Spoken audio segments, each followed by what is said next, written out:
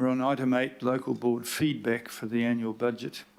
The next item is about local board feedback. I'm sure we've read the report and we also had the benefit of hearing from the local boards directly on their views. I do wish to acknowledge the hard work and advocacy of local boards, especially those which engaged with the difficult choices we faced and proposed a balanced budget along with your views on the initial proposal. As can be seen from my final budget proposal released last week, I have taken on board a lot of the feedback from local boards. So thank you. I'll let staff briefly summarise the report on the initial proposal that went out for consultation in March, and I welcome to the table Oliver Roberts and Renee Burgers. And I'll hand the microphone to you, please. Kia ora koutou, ko Renee Burgers Takuingawa. I'm the lead advisor for plans and programs for local board services. This report provides the local board's input and advocacy on the annual budget proposal that went out for public consultation. It takes into consideration feedback received from the local board areas and was adopted at business meetings in early May. Local boards also provided their views at the governing body workshop in May. Both of these were provided as input into the updated mayoral proposal on the 1st of June, so do not respond to this. We will take this largely as read, but can also give a brief summary. 20 local boards did not support reducing local board funding for activities. 14 local boards supported increasing rates beyond the proposed 4.66%. 14 local boards supported the proposal to increase the use of debt by 75 million, and 5 supported increasing the use of debt beyond that.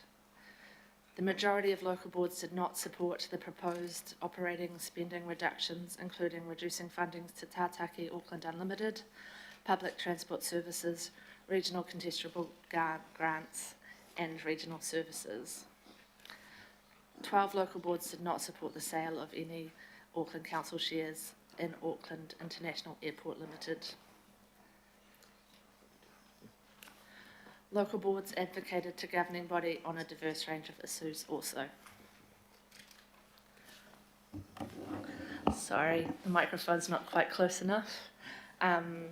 Addressing the funding model for local boards and implying an equity lens, upgrading or building pathways and cycleways to support active modes of transport, upgrading stormwater infrastructure to mitigate the effects of climate change and adverse weather events, resourcing the licensing and regulatory compliance unit to ensure complaints and requests are responded to appropriately, and maintaining the local board transport capital fund. Thank you.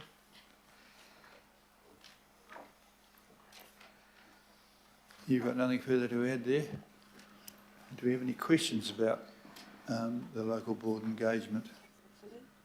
Councillor Fully and Councillor Filipina. Kia ora, Your Worship. Tēnā kōrua. Look, I just want to confirm, because I tried to note just the whakaaro around 20. So how many opposed the selling of the shares? Did I hear that 14 opposed the selling of the airport? 12. Okay, and there's 21 local boards? There are. Yeah, let me bring it up for you. That was the full sale of the shares. Yeah, okay. Thank you. So that's opposed 12, and there's 21 local boards? Yeah. Okay, so that's majority of the local boards. That's Kia ora, correct. thank you. Councillor Fully, please. Kia ora, thank you. Could you just restate how many local boards were happy for us to increase rates and increase debt?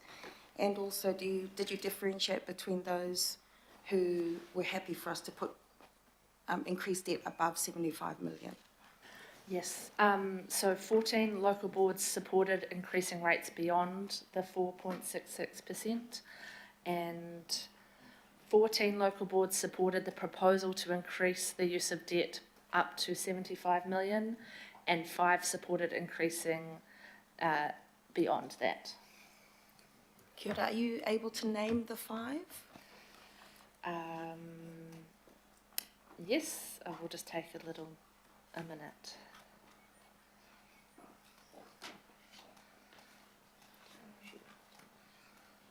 The 5 local boards that supported increasing the use of debt beyond the proposed 75 million were Henderson Massey, Mangere o Tahuhu, Manurewa, Waitakere Rangers and Waitemata local boards. Kia ora. I do note that Otara Papatoetoe is not mentioned there, but in the content of their submission, they do say that they would prefer for us to increase debt rather than rates in order to cover the share. So I think that perhaps that is not completely captured in some of the numbers that we're hearing today. If they didn't say that it was above the 75%, we took it as supporting using debt generally. That's fine, and I accept that. Kia ora. Thank you, Your Worship. Thank you. How many of those local boards presented balanced budgets? I have not got that analysis in front of me. They were asked to provide feedback on the consultation document and not to provide a balanced budget. Councillor Henderson? Thank you, Mayor. It was really following on from your question, actually. I don't know if you can answer this, but do local boards and when they are giving us submissions, do they get advice around whether they have to balance their budget or not? Their budget or the regional budget? When local boards are saying, do this for rates, do this for debt, etc., are they told as part of that advice function that they should be balancing those budgets? They're providing their feedback and input on the individual proposals one by one. One by one. Yeah. Okay, thank you. I think during my address to them, I raised that balanced responses were helpful. Councillor Williamson, please. Councillor Bartley. Thank you, Your Worship. Thank you for this. I just wanted to know where local boards asked for any projects they'd like to put up for a investment fund, a community infrastructure investment fund. No, they were not.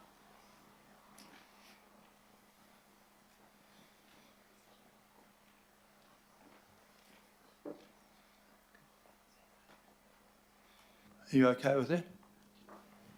Oh, it just means that some local boards will feel that they didn't have a chance to put up projects in their area. So it does point to unfairness for our local boards. Somebody. Councillor Darby, please. Thanks, Mayor, and thank you. Can you just tell me, when the boards were considering so-called partial sale, were they aware that legally, going by our formal resolutions, a partial sale meant the sale of any number of shares between a few hundred shares through to several million, approaching that 10% so-called blocking stake, or did they assume that a partial sale was the disposal of that 8%?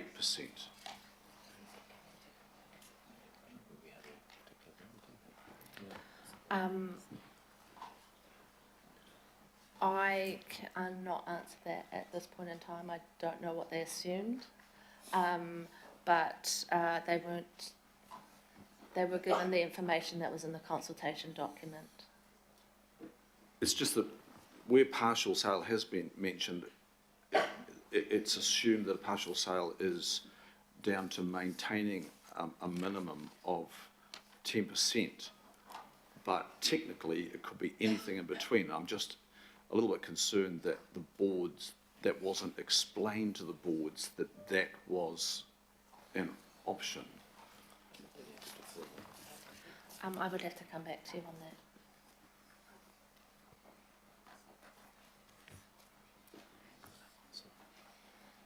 Councillor Henderson, please. Thank you, Mr. Mayor. Just a quick one. So local boards give us advocacy for their local projects as part of this process, and I think it's really valuable to hear from them. But what is done with that information? It's provided to you in this report to consider when you are making decisions on the annual budget. Okay, thank you for that. I've got no more questions, so I will propose that we consider this. Oh, no, sorry, Mr. One more question, just following up on that, Mayor. And this is maybe not for this team, but before we go to the next item.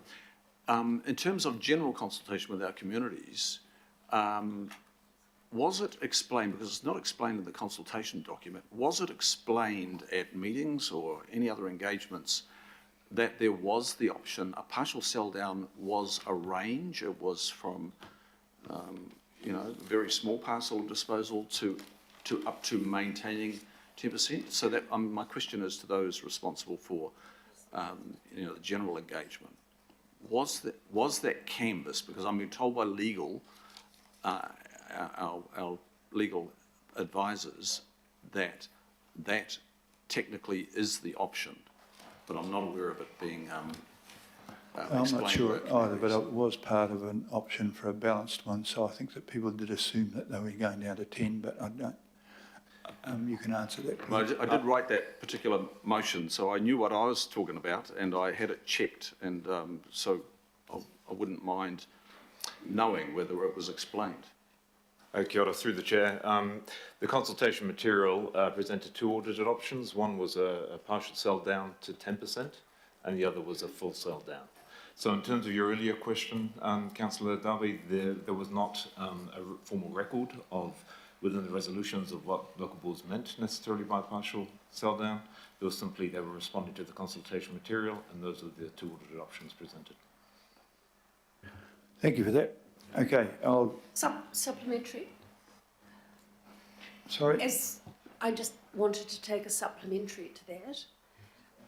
From your experience in consultation, however, following on from Councillor Darby, could it be implicit that for those who aren't following every detail of the council, that was their opportunity that might represent something between 0 and 10%?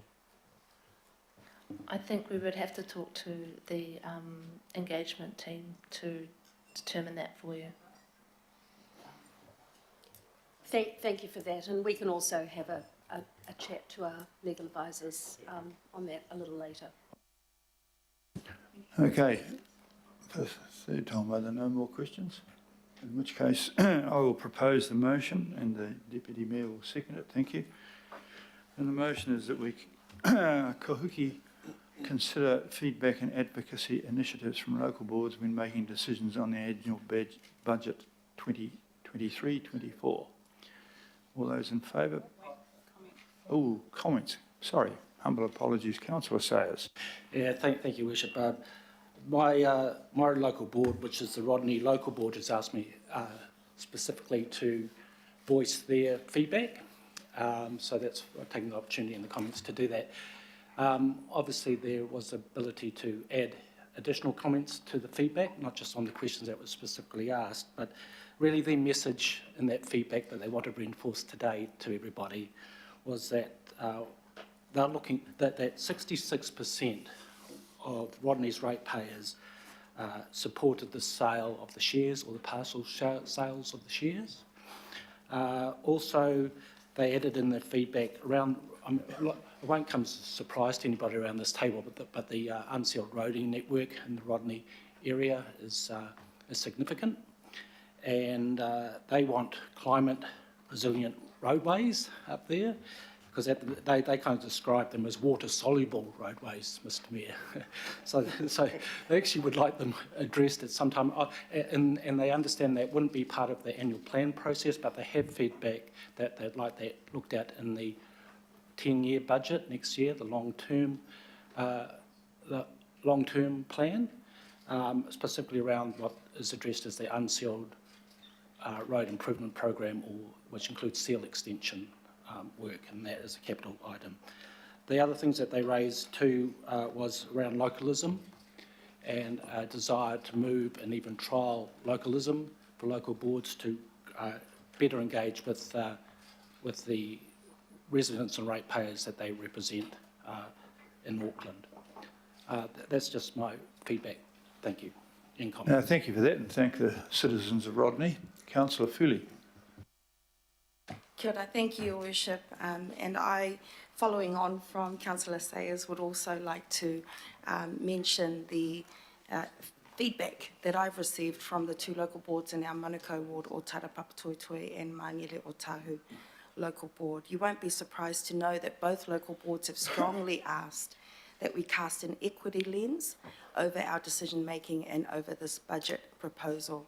And that came through very strongly in their formal feedback and also when they were feedbacking to me in their business meetings and to my fellow councillor, Councillor Alf as well. Both boards have very strongly stated that they do not wish for us to support a sale, full or partial, of the airport shares. And both boards have said that they would support higher rates and they would support more debt, but they would prefer that we take on more debt if possible rather than higher rates, being mindful of, my local boards already being in an area of high deprivation and the, daily struggles that the people of Manukau face. But they are also very mindful of the legacy that was left by the former Manukau City Council and all that that means to them as people of Manukau. Kia ora. Thank you, Your Worship. Thank you very much for that. No further comments yet. Councillor Bartley. Thank you, Your Worship. I just want to go to the question that I raised earlier, and that my question was not a slight on officers in any way, because this community infrastructure fund did not exist when the consultation went out. But my point is that our local boards, my local board in particular, were of the view that we were in a financial strife, which is why they didn't follow what has been done in previous years and put up projects for funding, because they know, we wouldn't be in a position to be able to fund all these projects. So I do think that it is unfair for those local boards who looked at our financial situation and didn't put up projects for funding. So that is where I was coming from with that question regarding this possible sweetener that all of a sudden appeared when we're in a financial situation as we're in. Thank you. I think the plan is under the long-term plan that we will consult with local boards about how that they might spend any fund that's sorted out to try and solve the equity issues. Okay, thank you very much for that. Councillor Lee. Mr Mayor, could I acknowledge the three local boards that I have the honour to represent, or the communities, the Waitemata Local Board, the Waiheke Island Local Board, and the Aotea Great Barrier Local Board. And despite these local boards themselves and the communities that they and I represent are facing significant cuts to services and funding, all three of those local boards are part of the 12 majority who oppose the sale of shares in Auckland International Airport, and I thank them for that. Thank you. Right, Councillor Dalton. Thank you, Your Worship. And just to acknowledge the local boards, since the budget proposal came out, they have been redoing their budgets. It's taken them 3 months to go through and cut and cut and cut to the original proposal. When we talk about savings, we need to look at process, because all things going well here today, the local boards will have a return of their funding, yet they have just spent 3 months of officer time and their own time redoing their budgets. The stress that it has caused, not just for the local board members, but for our staff as well. I want us to ensure that when we go into the long-term plan, that we consider what we are doing in terms of resourcing for the local boards, and that we don't end up with a situation of months of the cutting and the angst, only to end up back where they started. So thank you to the local boards. I know for one thing is for sure, There are only a few people, or perhaps more than a few around this table now, that truly understand how local board budgets work. The cuts that were proposed were 50% and more of the money that local boards have control of. It was never 5%. It created a huge amount of stress. So I think having an awareness of how a local board's budget actually works, how local boards operate, is critical before we go ahead and propose significant decisions that impact on how they deliver. They are our co-governors, they are our shared governors, and we should respect their role in this organisation for the people of Auckland. Kia ora.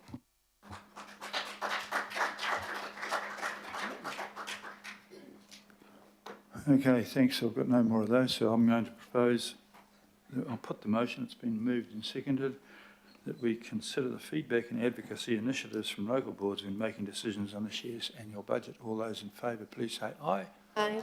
To the contrary? No, that's carried. I can say that